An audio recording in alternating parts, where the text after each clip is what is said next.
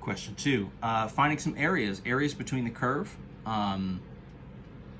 This is all stuff I'm kind of making you guys do a sketch, so that's part of it. So making a sketch and then finding the sort of area that goes between these curves. You're welcome to use some of the tools, Desmos, different sort of online tools, or just graphing calculators to kind of get a sketch to help you see what's going on. I'm just going to sort of do it by hand and kind of talk through, of course, go from there. So the first region is bound by y equals 2x plus 3, a nice just linear function, and then y equals negative x squared plus 3. So that's going to be a parabola.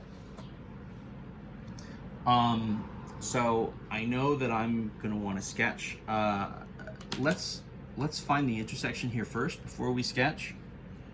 So let's set these equal to each other. Rather than just sort of sketch all over the place, I'd like to know, in theory, kind of what are the boundaries I'm working with. That's actually going to help. So let's find the intersection of these two lines. So set them equal. 2x plus 3 equals negative x squared plus 3. We'll move everything to one side. Let's move this stuff over to the right. I would love to have a positive x squared rather than a negative. And what happens here is 3 cancels 3. So this becomes, right, positive x squared plus 2x equals 0. So then that means if I factor out an x, I don't need to do the full reverse FOIL style factoring. All I need is to take the x out. So that's going to get me 2 intersection points, which for the most part is kind of what I'm expecting. X equals 0. And then from x plus 2, I get the intersection point x equals negative 2. So the interval that I'm working with is going to be from 0 to minus 2. So not a real big span of things. I'll do just a quick sketch. Maybe here. I'm trying to save space a little bit. So 0 to minus 2.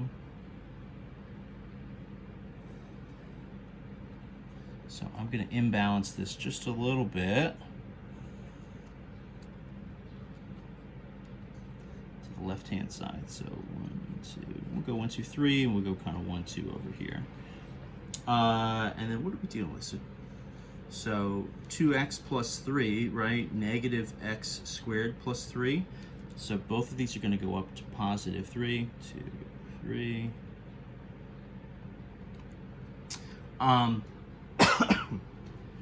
Let's do the linear one first, I guess. So 2x plus 3, 1, 2, 3 is here. In theory, then it's going to go up 2 and over 1. If I reverse engineer that, that would be kind of down 2 and back 1. Down 2 and sort of back 1. Right?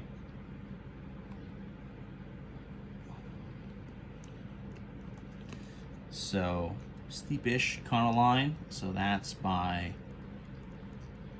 2x plus 3 compared to negative x squared plus 3. Negative x squared, right, is a flipped this way over the axis version of x squared. X squared would kind of be going this. So this is flipped over, and then it's shifted up by 3. So that means it's sort of going through the same point. We sort of know that's one of our intersection points.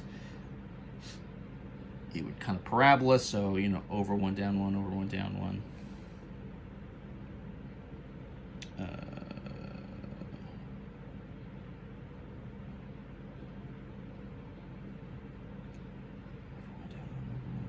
To here, right? And then it's going to go,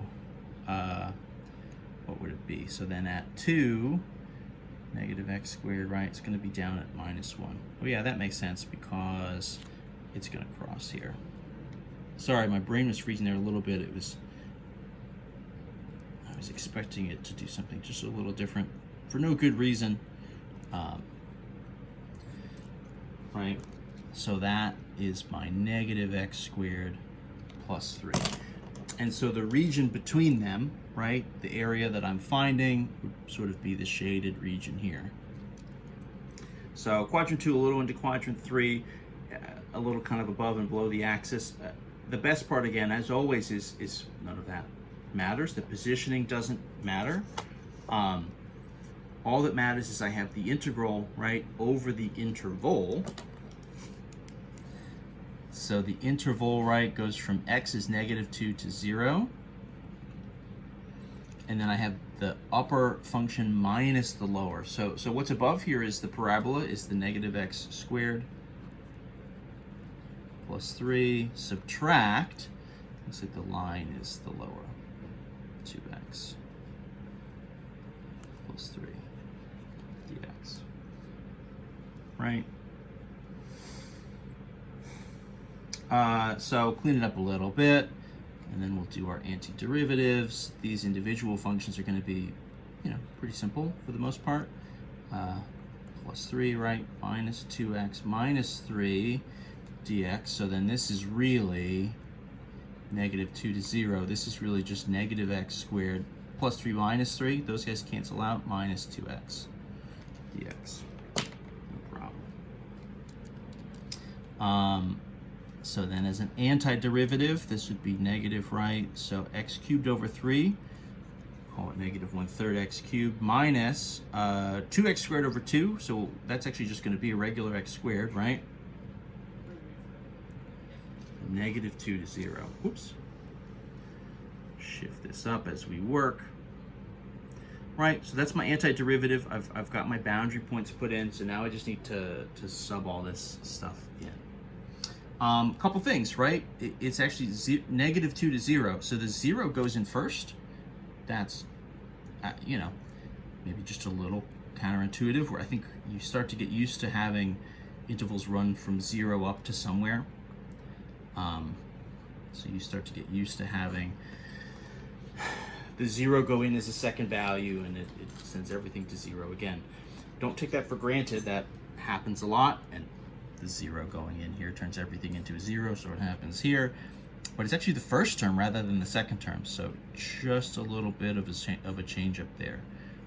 -2 quantity cubed, -2 times -2 squared. There are so many negatives flying around here, but that's fine. So this first stuff all is 0. Minus, so what's this going to be? -2 cubed is -8 times -1/3 is actually going to be +8/3. So that's positive, but it's going to get subtracted. -2 squared would be +4, right? And it's -4. But then all that is negative. So then this is really like a -8/3 plus 4. If we're going to combine these, we're going to need this written in thirds. 4 times 3 would be plus 12/3. We'd like to sort of confirm that we're going to get a positive value here, right? And we will, right? -8, +12. So this is going to be, in the end, 4/3. So some work to get there, but we get there. As always, right? Trust yourself when you're doing these. Like we said there for a minute, I literally sort of exclaimed, there are so many negatives in this, especially here, right? There are just a lot of negative pieces, a lot of moving pieces, but that's fine. Go slow, clean everything up, just like one chunk at a time. And as long as your original setup is good, right? As long as your sketch is good and your sort of integral matches it, everything should work out in the end. So go slow, have some confidence, feel pretty good about what you're doing, hang in there, even if stuff in the middle seems like it's going off the rails. You might sort of, get back there, stick the landing, you'll be good to go. So that's 2A. We got 2 more of these to do, B and C. So gosh, I guess we'll see if that's 2 more videos or if I can squeeze them into one.